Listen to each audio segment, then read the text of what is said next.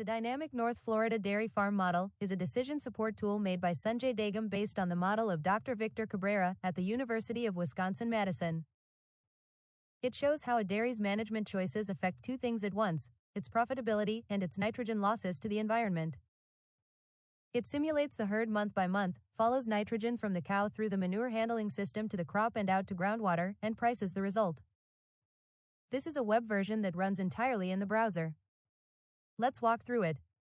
When the tool opens, it lands on the Overview tab. Down the left side is a menu of sections that describe the farm, livestock, nitrogen losses, soil, crops and fields, climate, and economics, plus an Optimize tab at the bottom. The Overview panel explains what the tool does, gives a short how-to, and lists the source publications. Let's step through the inputs. Every input is already filled in with a standard North Florida dairy, so you can change only what you need and run it right away.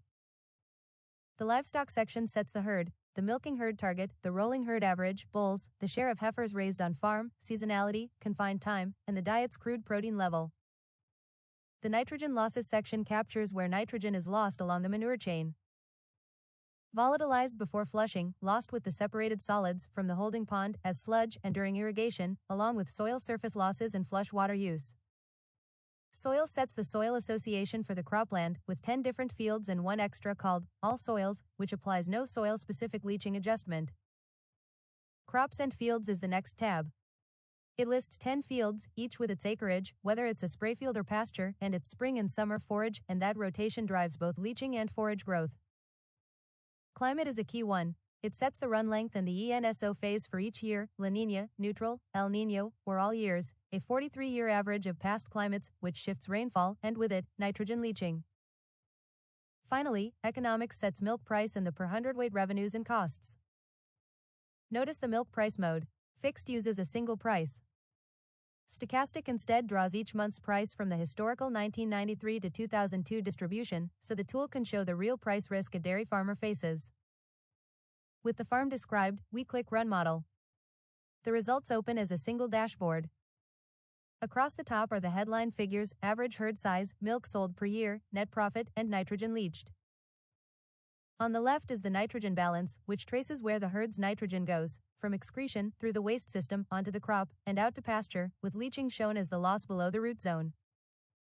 On the right, the Economics panel gives the operating margin, the value of the forage grown, the cost of nitrogen leached, and the resulting net profit. The chart below plots every month of the run. The blue bars are nitrogen leached, the gold line is net profit on its own axis. Each year is labeled with its ENSO phase, and hovering over any month shows the exact numbers. The year-by-year table breaks out every month, with each year tagged by its ENSO phase. This is where the central pattern appears: wetter El Niño years leach more nitrogen and earn less profit, while drier La Niña years do the opposite. This shows the climate-driven trade-off the model was built to reveal. If we go back and click back to Inputs and choose the stochastic milk price in the Economics tab, net profit is reported as an expected value with a 10 to 90% range, showing just how sensitive a thin dairy margin is to the price of milk. The Optimize tab in the Inputs answers a bigger question: across many management combinations, which one best balances profit against nitrogen loss?